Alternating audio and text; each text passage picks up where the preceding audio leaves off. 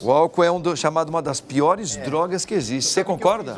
Eu fiz um dos produtos, né, que a gente às vezes vende aqui, o Andrezinho vende o TED Contra, eu fiz um outro produto que existiu aí há muito tempo e as pessoas conseguiram bastante resultados, evitando a bebida, e é muito importante você fazer qualquer tipo de coisa que seja para levar as pessoas da bebida. É verdade. É importante prestar atenção nesse assunto, porque uma hora pode uma pessoa da tua família precisar. Verdade. Tá vendo, gente? Por isso, o padre vai soltar um VTzinho agora, que nós vamos tratar sobre esse assunto, o alcoolismo, tá? É uma doença, uma pessoa que tem o alcoolismo, ela está doente. Dá uma olhadinha agora no VT e já já o padre vai chamar você de novo. Pera aí.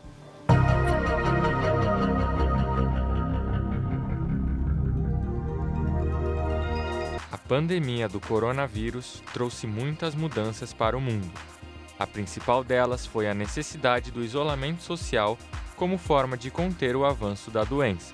A nova rotina levou as pessoas a buscarem alternativas para o entretenimento, já que os passeios e reuniões com os amigos tiveram de ser deixados de lado.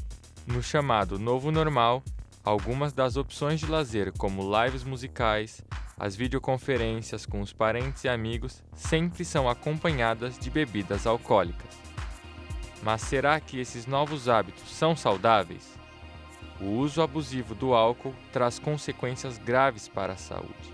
Segundo pesquisas, houve um crescimento de 38% nas vendas de bebidas alcoólicas, apontando também que 18% dos brasileiros aumentaram o consumo de álcool nesse período, sendo ainda maior 26% na faixa etária de 30 a 39 anos. À medida que a quarentena continua em diversos lugares, o álcool vai sendo utilizado como uma solução rápida para lidar com o tédio, a incerteza e o isolamento.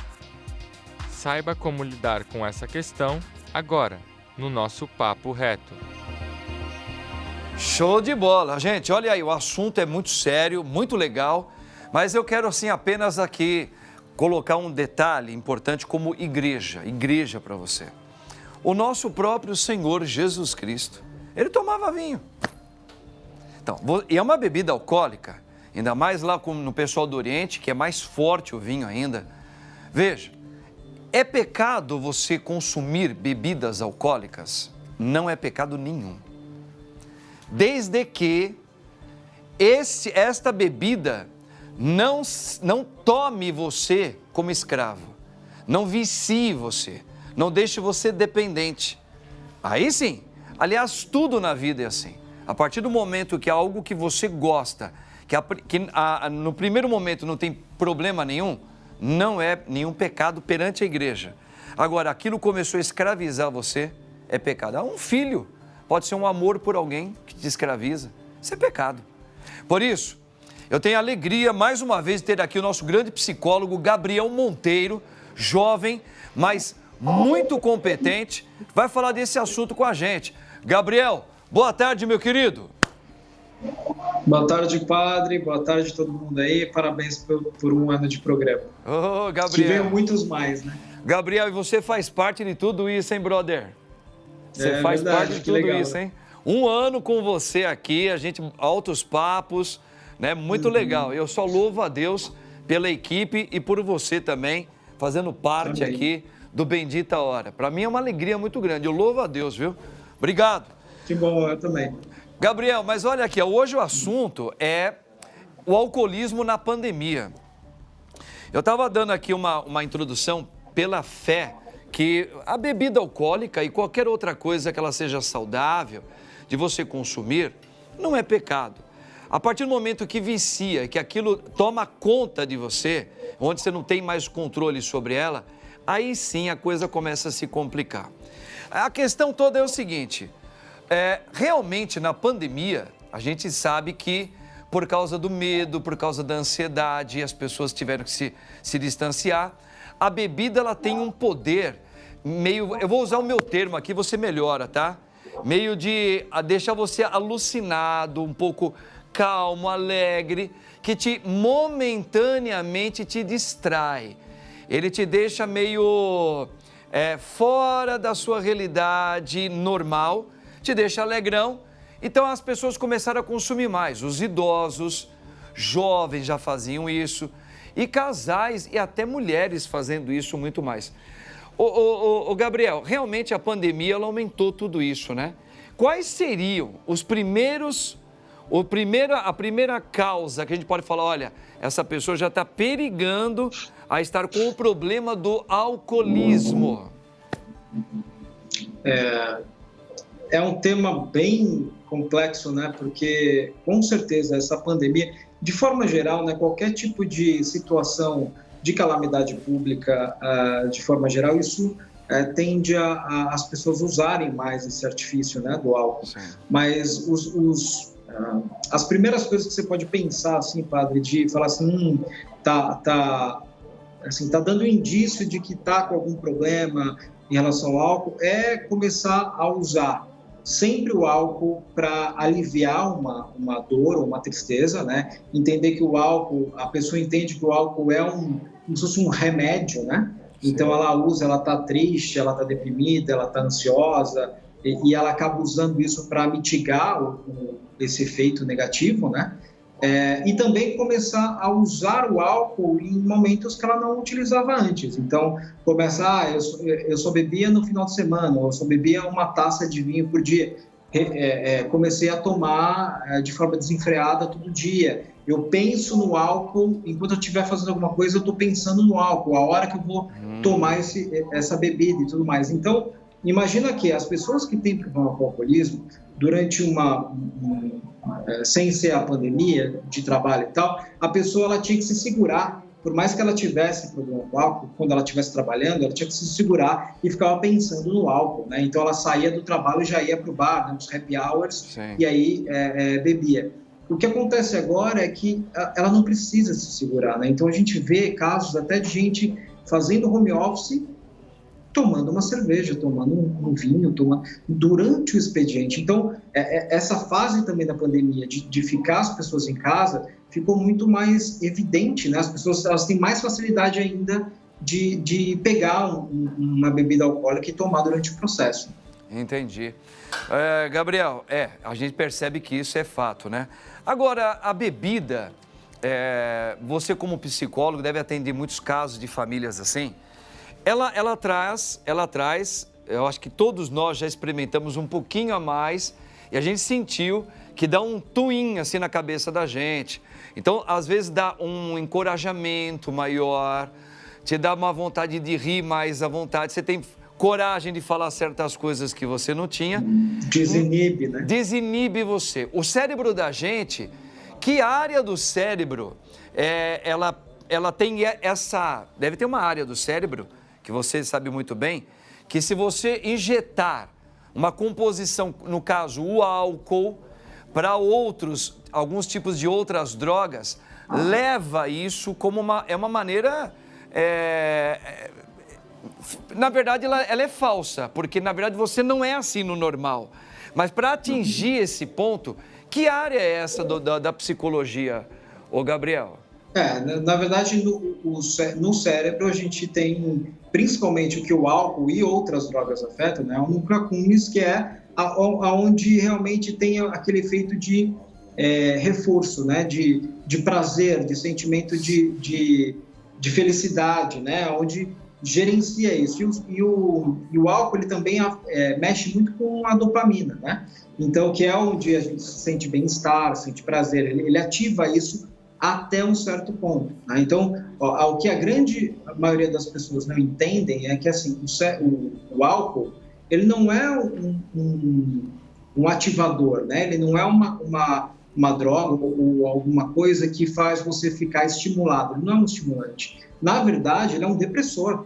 É que durante a fase que você está tomando, então imagina que uma pessoa que é muito tímida ou é muito fechada, às vezes ela fala assim, vou tomar alguma coisinha para ficar interagir mais, né, é mais divertido e tal. Na verdade, o que ela está fazendo quando ela começa a tomar o álcool ele já começa sendo depressor, né? Então ele vai diminuindo um pouco as defesas dela, de ser mais tímida, então ela começa a se soltar mais. Só que esse processo do álcool, ele não para ali, ele continua deprimindo, né? Ele continua tendo um processo depressor e é o que acontece. Aí acontece que a pessoa começa a ficar sonolenta, começa a ter uma fala lentificada, né? E todo aquele processo do álcool dentro do corpo que a gente percebe. Então, na verdade, tem muita gente que às vezes está com depressão, está com tristeza e vai tomar o álcool.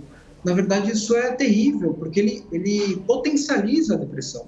Ele potencializa a tristeza, porque ele vai deprimir a ponto da pessoa ficar mais ainda negativa, né? Mais ainda com um emocional negativo. Legal. Ó, para estar conversando aqui, sabe com quem? Grande psicólogo, nosso querido Gabriel. Gabriel, o alcoolismo. Nós estamos vendo hoje muitas mulheres exagerando e entrando muito. Há casos de mulheres que têm o problema do álcool hoje.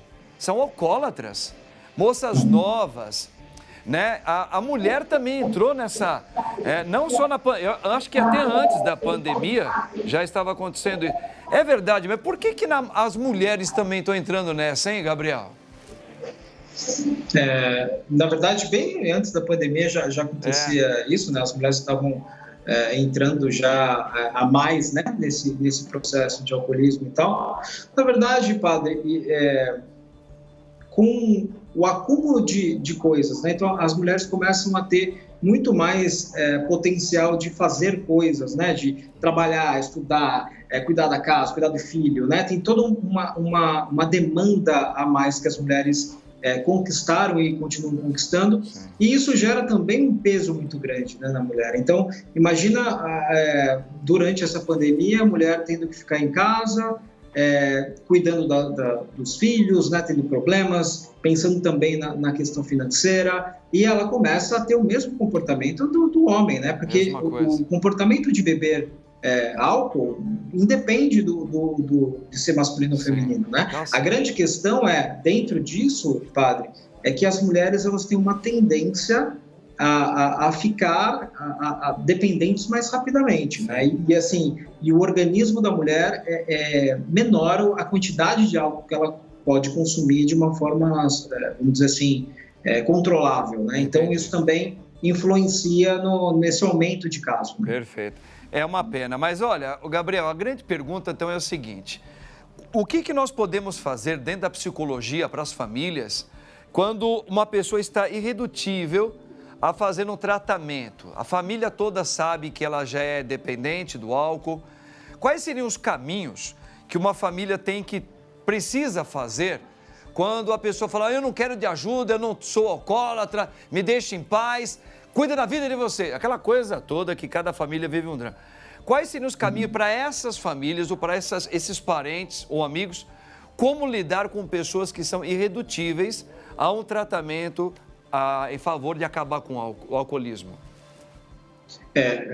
Esse ponto é o ponto que mais dói, né, nas famílias, inclusive, né, porque eu trabalhei no CAPS 2 anos dentro da parte de dependência química, na parte de álcool, né, e a gente vê como a família ela é uma codependente, né, ela sofre de uma forma muito pesada também por causa do uso excessivo e vendo o filho, o marido, enfim, sofrendo, né, perdendo toda a capacidade que ele tinha, né, de trabalho, de estudo e tudo mais. Então, na verdade, o que acontece, padre? A pessoa, primeiro de tudo, a pessoa que é o dependente, ela precisa entender que ela precisa de ajuda. Enquanto ela não entende que ela precisa de ajuda, não há o que fazer, né? Não há o que fazer por quê? Porque, sabe aquelas internações compulsórias e tudo mais? Não adianta, né? Não adianta. Às vezes a gente, lá no trabalho, lá a gente conseguia colocar uma pessoa, porque os pais ou os familiares queriam, a gente conseguia colocar ele numa internação, né? O que acontece? Essas pessoas vão para a internação sem querer, porque elas acham que elas não têm dependência, né? E aí o que acontece é que eles ficam como se fosse numa prisão. Então, a instituição pode ser maravilhosa, que trata as pessoas, mas a pessoa fica lá 3, 6 meses, quando ela sai, a primeira coisa que ela vai fazer vai ser beber, porque ela não se considera uma dependente, né? Então, esse é o primeiro caso. Então, não adianta os familiares chegarem e falarem assim, não, vamos pegar e vamos colocar em algum lugar para tratamento. Se o dependente não quiser, não tem jeito. Então, o que pode acontecer também, que pode dar uma ajuda a essa pessoa entender? Os familiares darem suporte no sentido de mostrar que eles estão ali, que eles querem ajudar, quando essa pessoa estiver disponível, né? Então, sempre mostrar o quanto isso dói, o quanto isso é sofrido, mas sempre estar disponível. Olha, se você quiser, a gente tem lugar para te enviar, para te levar, né? As redes de apoio são muito importantes. Então, além de um processo médico e psicológico, quando um tratamento de dependência é feito, também tem as redes de apoio. Então, o Alcoólicos Anônimos, a rede de apoio a gente considera também os familiares e a própria religião, né? Então, dentro do processo que a gente fazia atendimentos lá no CAPS, muitas das pessoas que estavam lá, que estavam seguindo o processo de sair da abstinência e ficar sem a droga, sem o álcool, eles tinham uma rede de apoio, por exemplo, em alguma religião, né? Ou os familiares davam apoio, porque a gente sabe que mesmo que o dependente queira se tratar, se ele não tem um apoio dos familiares, fica muito difícil para ele, né? Então, todo esse processo é importante. Então, os familiares é muito sofrido. O que eu indico sempre para os familiares é que, assim, sempre tente conversar nos momentos que essa pessoa não tiver em uso, né? Então, sempre converse nos momentos que essa pessoa não está alcoolizada. E mais importante também, que ela procure, a própria família, os familiares procurem apoio, né? Porque eles sofrem demais, né? Perfeito. Olha, isso que você acabou de falar é o único caminho que eu vejo hoje também como igreja, como padre, igualzinho que você colocou. Você está passando por um crivo de alguém que está passando por alcoolismo? Sim. O que fazer? Mostra-se sempre que você está ali perto, que o que a pessoa precisar você está apoiando. Não adianta fazer discursos, que isso não vai adiantar nada, não adianta gritaria, não adianta agredir. Fica ali, mostra que você está ali. E se ela um dia, às vezes está no fundo do poço, sinalizar, você fala, eu estou aqui. Porque quando ela encontrar isso, ela encontrou um dos caminhos do remédio também, que é o amor da família. É ou não é? É uma doença. Obrigado, Gabriel. Olha, Deus abençoe grandemente você. Mais uma vez, fazendo parte aqui, um aninho do programa Bendita Hora. E com a graça de Deus, muitos outros, se Deus quiser, nós vamos tratar de vários assuntos aqui. Tá bom, meu querido? Amém. Deus abençoe você. Obrigado, viu? Tamo junto mesmo. Tchau, tchau, gente. Grande abraço.